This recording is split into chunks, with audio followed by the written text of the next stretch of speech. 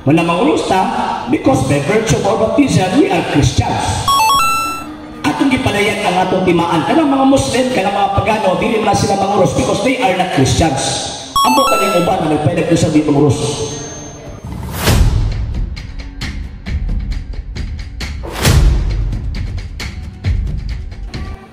Sige, ako ipamutanan kanang kumo na kayong issue sa laing kwanda, laing sita nga about sa pagpangaros. Ako ba yaga-yagaan kita mo na yung nga ang mga Katoliko madlo lang ng manguros kay makita ang laing ito yun sumunod yung pagpanguros dyan na sa Biblia. Huwag ko na sa Biblia. Wala na ang Katoliko manguros, ginagmay lang, ginagko, ginagmay, maulaw ba? Naay ko, naay, awag ining wholesale o retail. Naay wholesale, retail, anak yun tayo wholesale. Yan, mga atiyog simbahan, maguros ko sila. Yan, kasi kala tutupag. Kay, ang mahal kong yawa. So ito, pag matupag simbahan, so ito pa, yawa, wala na simbahan. So, yan na, sa ito, ipaniwanay siya. Sige. Thank you kayo sa pangutana. Ato sa pagkatubagon, ngano ang Katoliko manguros? Na ay 5 kay hinungdan, ngano ang Katoliko manguros? Number 1, tungod kay kita Kristiyanos. According sa dictionary, cross is a symbol of Christianity. Wala manguros ta because by virtue of our baptism we are Christians. Atong gipalayan ang atong timaan kanang mga Muslim, kanang mga pagano, dili man sila manguros because they are not Christians. Ambot na yung uban na nagpayag sa di manguros. Ambot ang sila. Pero nga hindi ka manguros kay they are not Christians. Kita manguros ta tungkol kay kita mga Kristiyanos. Number 2, na reason. Nga kitang mga Katoliko manguros man. Tungkol kay ang atong kalag, ang tag-iya ni ini mao ang Kristo na gilansang sa krus. Kita mo ang baka nga na itag-iya na ay marka. Diba? Ano sa mga ritual ba, diba?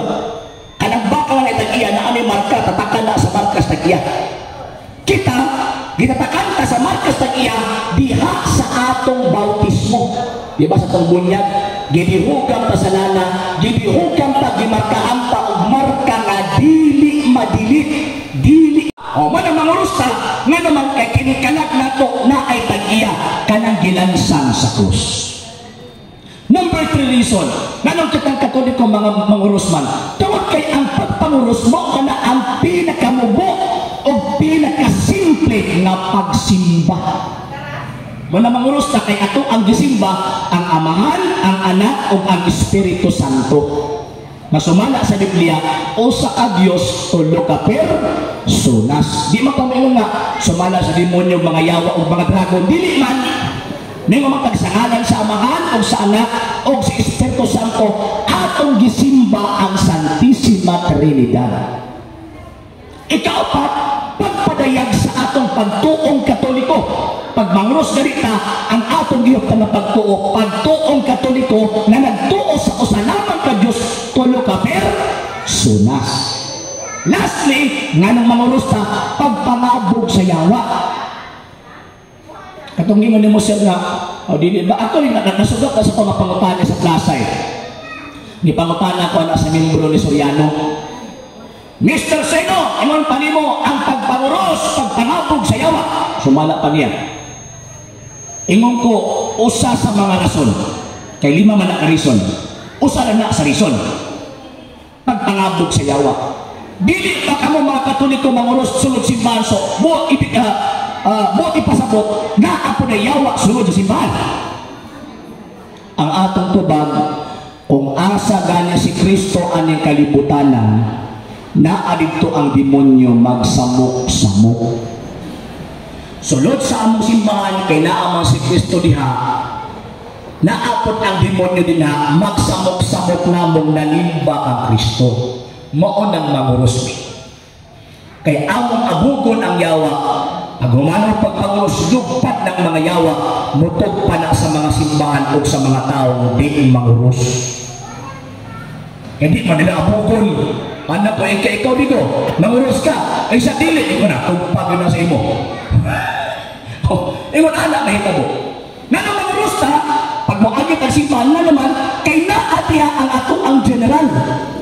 Naatiha ang ato ang superior. Wala moagi ang simbahan, ang rusta, kay naatiha ang presensya sa ato ang Diyos, ato ang superior.